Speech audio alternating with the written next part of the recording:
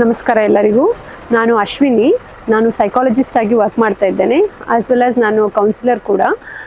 ನಾವು ಇವತ್ತು ಯಾವುದರ ಬಗ್ಗೆ ಮಾತಾಡುವ ಅಂತ ಹೇಳಿದರೆ, ಸಾಧಾರಣವಾಗಿ ಈ ಪೋಷಕರಿಗೆ ಅಂತ ಬಂದಾಗ, ಪೇರೆಂಟ್ಸಿಗೆ ಅಂತ ಬಂದಾಗ, ಅಡಾಲಸೆಂಟ್ ಫೇಸ್ ಅಥವಾ ಅಡಾಲಸೆಂಟ್ ಮಕ್ಕಳನ್ನು ಹ್ಯಾಂಡ್ಲ್ ಮಾಡೋದು ತುಂಬ ಕಷ್ಟ ಆಗ್ತದೆ.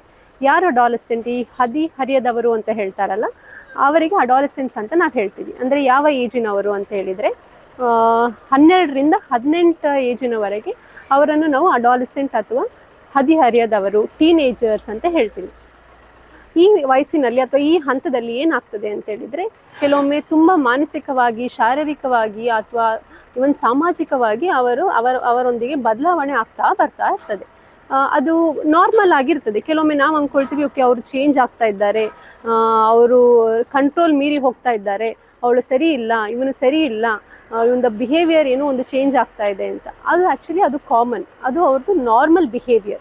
ಅವರ ಬಗ್ಗೆ ಅವರು ರೆಸ್ಪಾನ್ಸಿಬಲ್ ಆಗಿರಬೇಕು, ಹೌದು. ಆದರೆ ಕೆಲವೊಮ್ಮೆ ಬಯಾಲಜಿಕಲ್ ಆಗಿ ಚೇಂಜಸ್ ಆಗುವಾಗ ಅವರಿಗೆ ಅದು ನಿಯಂತ್ರಣ ತಪ್ಪಿರ್ತದೆ.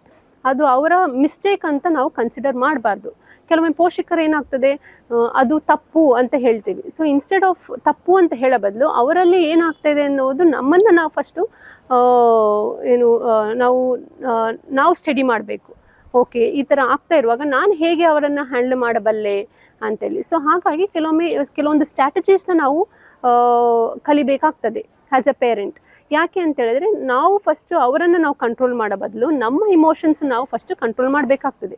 ನಾವು ಎಷ್ಟು ಎಮೋಷ್ನಲಿ ರೆಗ್ಯುಲೇಟೆಡ್ ಆಗಿದ್ದೀವಿ ಅದು ವೆರಿ ಇಂಪಾರ್ಟೆಂಟ್. ಯಾಕಂದರೆ ಅವರು ಸಿಟ್ಟು ಮಾಡಿದ ಕೂಡಲೇ ನಾವು ಸಿಟ್ಟಾದರೆ ಅಲ್ಲಿ ಅವರಿಗೆ ನಾವು ಏನು ಕಲಿಸ್ತಾ ಇದ್ದೀವಿ, ನೀನು ಎಮೋಷನ್ ಆಗಿ ನಿನ್ನ ಕಂಟ್ರೋಲ್ನ ನೀನು ತಗೊಳ್ಬೇಕಾ, ಅದು ನಾವು ಕಲಿಸ್ತಾ ಇಲ್ಲ.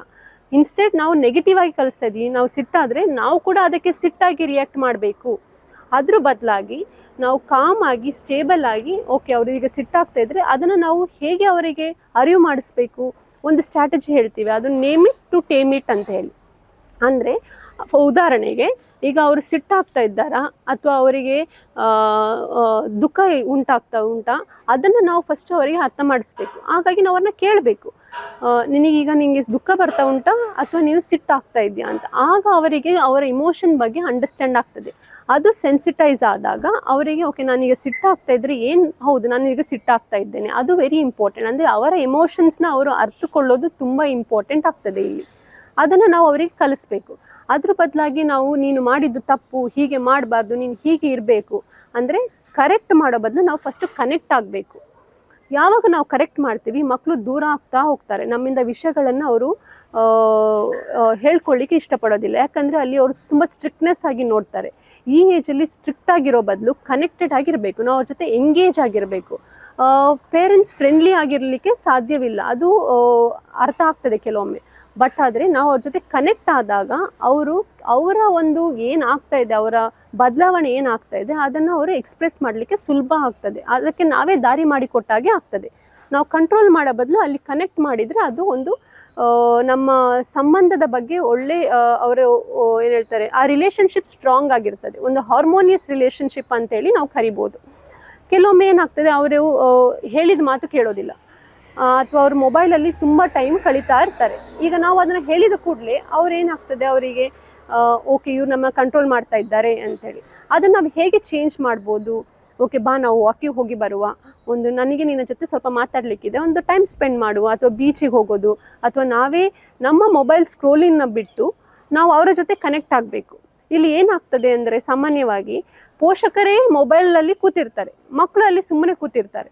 ಅವರಿಗಾಗಿ ಏನು ಮಾಡಬೇಕು ಅಂತ ಗೊತ್ತಾಗಲ್ಲ. ಅವ್ರಿಗೆ ಏನು ನಾವು ಹೇಳ್ಕೊಡ್ತಾ ಇದ್ದೀವಿ, ಓಕೆ ಬೋರ್ ಆದಾಗ ಮೊಬೈಲ್ ನೋಡಬೇಕು, ಅದನ್ನು ನಾವೇ ಅವರಿಗೆ ಟೀಚ್ ಮಾಡೋದು. ಮಕ್ಕಳು ಬ್ಲ್ಯಾಂಕ್ ಸ್ಟೇಟಲ್ಲಿ ಬರ್ತಾರೆ ಈ ಪ್ರಪಂಚಕ್ಕೆ. ಅವರು ಎಲ್ಲಿಂದ ಕಲಿತಾರೆ, ತಂದೆ ತಾಯಿಯರಿಂದ ಕಲಿತಾರೆ. ಸೊ ನಾವು ತಂದೆ ತಾಯಿಯರು ಏನು ಮಾಡಬೇಕು, ನಾವು ಮಾಡೆಲಿಂಗನ್ನು ನಾವು ಮಾಡಬೇಕು.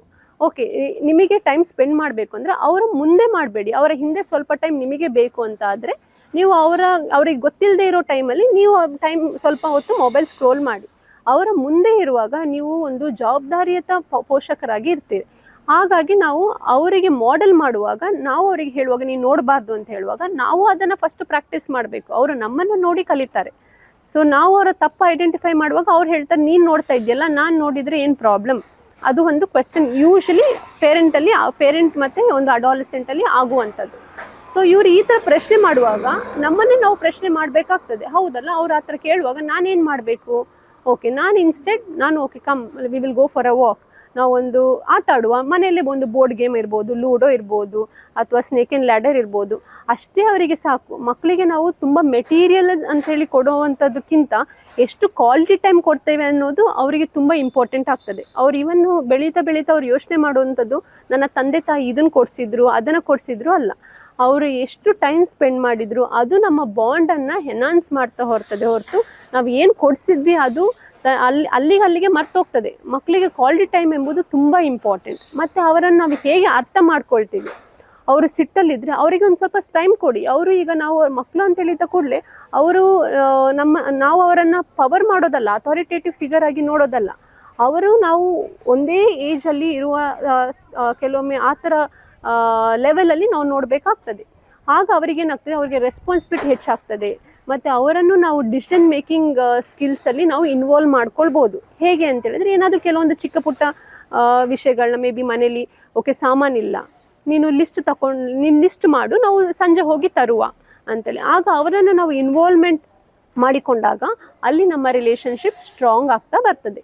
ಸೊ ಇದೆಲ್ಲ ಕೆಲವೊಂದು ನಾವು ಸನ್ನಿವೇಶಗಳನ್ನು ನಾವು ಮರ್ತು ಹೋಗ್ತೀವಿ on day to day basis. ಯಾಕಂದರೆ ನಮಗೆ ಟೆನ್ಷನ್, ಪೇರೆಂಟ್ಸಿಗೆ ಮಕ್ಕಳಲ್ಲಿ ಕೈ ತಪ್ಪಿ ಹೋಗ್ತಾರೆ, ಮಕ್ಕಳು ಮೊಬೈಲ್ ನೋಡ್ತಾ ಇರ್ತಾರೆ.